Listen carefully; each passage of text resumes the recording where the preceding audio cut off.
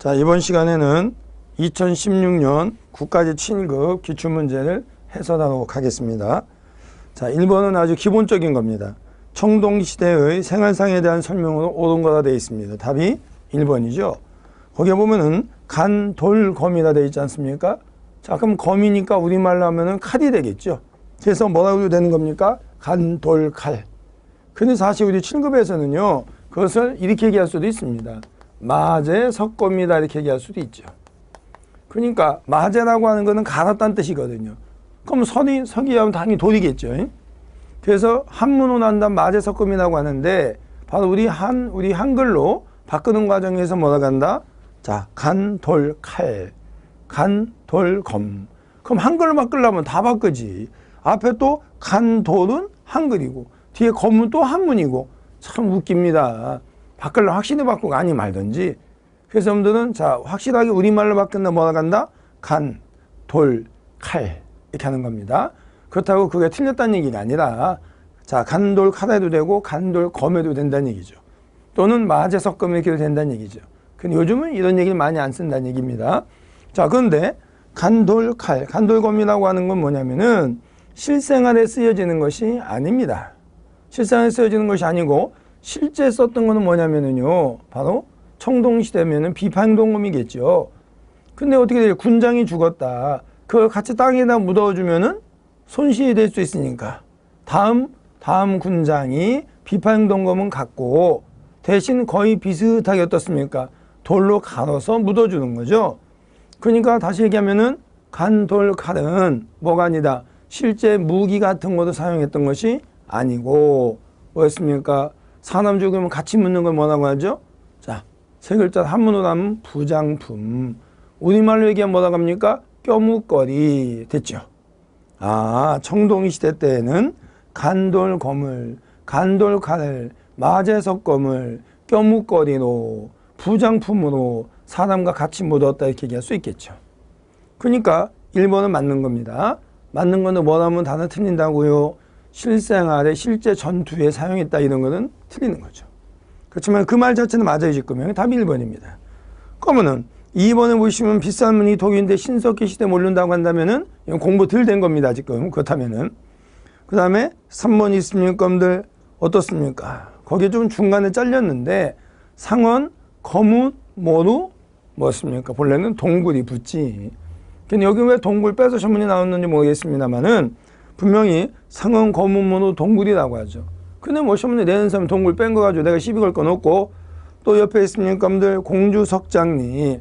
자, 어떻습니까? 여러분들 구석기 시대 유적과 관계가 있죠? 구석기. 그 다음에 4번 있습니까? 여러분들 역시 또 주목도끼 같은 게 있네요. 주목도끼, 찌개, 찌르개, 팔매돌 이런 거는 언제가 되겠습니까? 역시 구석기 시대가 되겠죠. 그것도 답이 1번입니다. 자, 그러면은 2번에 볼까요?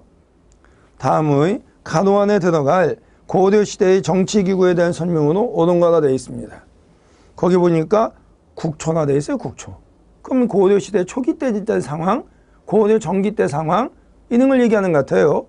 그런데 거기 보니까 뭐가 되어 있습니까? 여러분들 판추밀 이하 뭐 어쩌고저쩌고 이런 얘기도 있습니다만은 그거는 뭘 얘기하는 겁니까? 가보니까 판추밀 이하로 살을 삼아 일이 있을 때 모였으면 이렇게 되어 있거든요. 자, 그래서 내 생각엔 아마 이것은 추밀이나 또는 제신이라고 하는 사람 꼭대기 있는 거고 그 이하 사람들은 밑에 실무 담당한다는 얘기 아닌가 싶은 생각도 듭니다만은 그게 중요한 것이 아니고 일단 추밀이란 글자가 보여요. 추밀, 추신 같은 얘기죠. 뭘 얘기할 수 있습니까? 여러분들 중추원의 이품 이상의 공무원을 얘기하죠. 또 뭐가 있나 볼까요? 옆에 보면은 합자라고 하는 글자가 보입니다. 그럼 고려시대 때, 고려 초기 때, 고려 전기 때 누가 추밀이나 제신이나 이들이 모여서 합자, 모여서 국가의 중요한 일을 결정한다고 한다면은 뭐가 되겠습니까? 도병마사가 되겠죠. 도병마사. 됐습니까? 자, 그러면 도병마사인데 도병마사 여러분들이 아십니까? 식목도감과 함께 임시기구로서 제추 합의기구에 얘기할 수가 있는데 근데 이상한 일이 벌어졌다. 바로 도병마사는 문감만 참여하는데 국방문제 등을 담당했다 얘기할 수가 있습니다. 됐습니까? 자, 그러면 1번 어떻습니까, 여러분들? 군사 기밀과 왕명 전달. 다른 말 왕명 전달은 뭐라고 합니까, 여러분들? 왕명 출납. 왕명을 받아다 전달해 준다. 왕명 전달인데 책에는 대부분 왕명 출납이다 이런 표현을 쓰죠. 그럼 뭐가 되겠습니까, 여러분들? 중추원. 중추원 됐죠? 2번에 화폐와 곡식의 출납 등을 담당한답니다. 그럼 뭐가 되겠어요? 3사. 여기서 3사는 당연히 이렇게 써야 되겠죠. 아라비 숫자 3자 쓰는 건 문제가 되죠. 왜? 아라비아 3자라고 한다는 건 조선시대 때가 될 수 있는 거 아니겠습니까? 3사. 그러면 3번을 보니까 어때요? 관리의 비위를 감찰한다 되어 있습니다. 그럼 뭐가 되겠어요? 어사대. 그럼 어사대가 되는 게 어사대. 됐습니까? 자, 그러면 4번에 있습니까, 여러분들? 양계의 축성 및 축성이 성을 만든다는 얘기죠. 그럼 외적의 침입을 막기 위해 성을 만든 군사적인 거 아니겠습니까? 오른쪽에 군사훈련 등 국방문제를 논의했다 어때요? 맞지요. 좀 전에 뭐라 말씀드렸습니까? 바로 고려 정기 때 도병마사는 뭐라고요?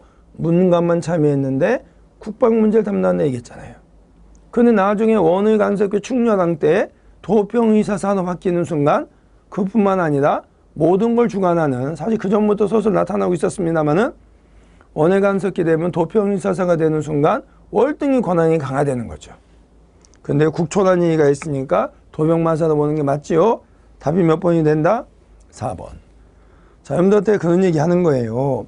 왜냐, 이게 고려 시대 때 중앙 정치체제가 시험 문제 잘 나오다가 몇 년 동안 안 나왔기 때문에 2016년에 충분히 나올 수 있었던 건 실제 나왔던 겁니다. 그러니까 여러분들이 그러는 거죠.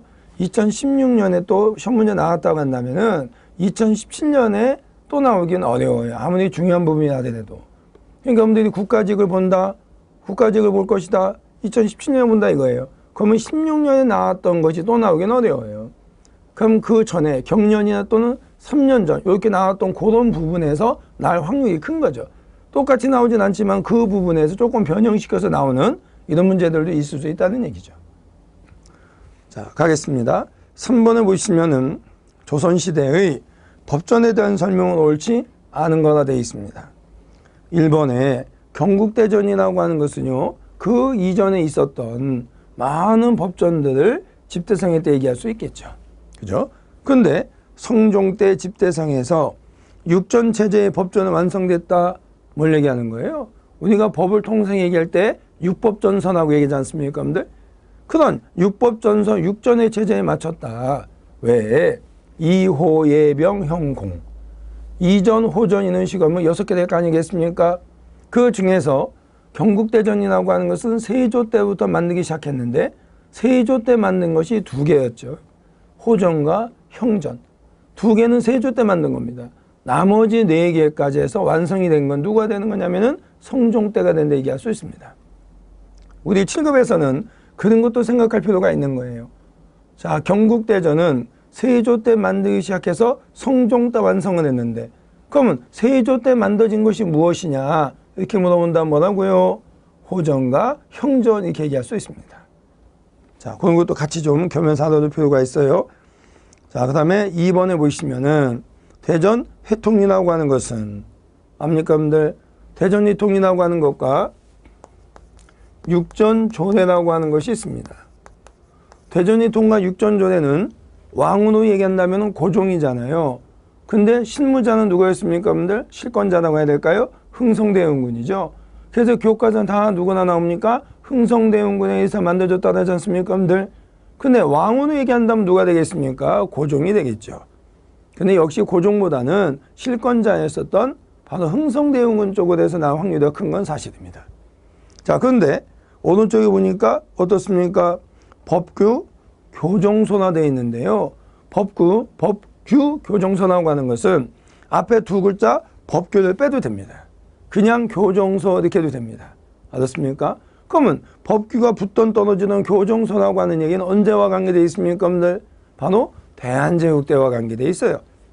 흥성대원군이라고 하는 분은 아들내미 고종이 12살 어린 나이로 왕이 돼서 1863년에 집권해서 73년에 하야하셨고 그 다음에 이모군란 때 잠깐 또 정권 잡았다가 청나라 끌려가셨고 다시 돌아왔다가 제1차 갑오개혁 때 잠깐 섭정을 한 적이 있었죠. 그죠? 그러면 흥성대원군은 대한제국 전에 돌아가셨어요. 대한제국 전에. 그러니까 대한제국 때 흥성대원군이 계실 수가 없는 겁니다. 됐습니까? 또 하나 오른쪽에 보시면은 망구공법이라 되어 있는데 망구공법이라고 하는 망구 여러 나라 됐습니까? 뭘 얘기하는 겁니까? 지금의 국제법 얘기하는 겁니다. 그러니까 다시 한번 얘기한다면은 법규, 교정소는 법규자 빼도 된다. 그냥 교정소도 된다. 오른쪽에 망구공법, 국제법, 우리나라 최초의 국제법이라고 한다면은 대한제국 때 있었던 뭐가 있죠? 대한제국 때 대한국국제. 대한국국제는 바로 어떻습니까? 절대군주제를 명시해놨죠. 그래서 황제, 대황제가 모든 권한을 갖는다 그런 내용이 있지 않습니까? 절대 입헌군주제가 아니라 전제군주제와 관계될 얘기할 수가 있죠. 그런 것 때문에 같이 겸해해 주시기 바랍니다. 고로 2번에 대한 설명은 대한제국 때 있었던 대한국국제지 흥성대원군에 의해서 완성이 된 흥성대원군에서 편찬된 대전 회통이 아니라 얘기할 수 있습니다. 답이 몇 번? 2번입니다.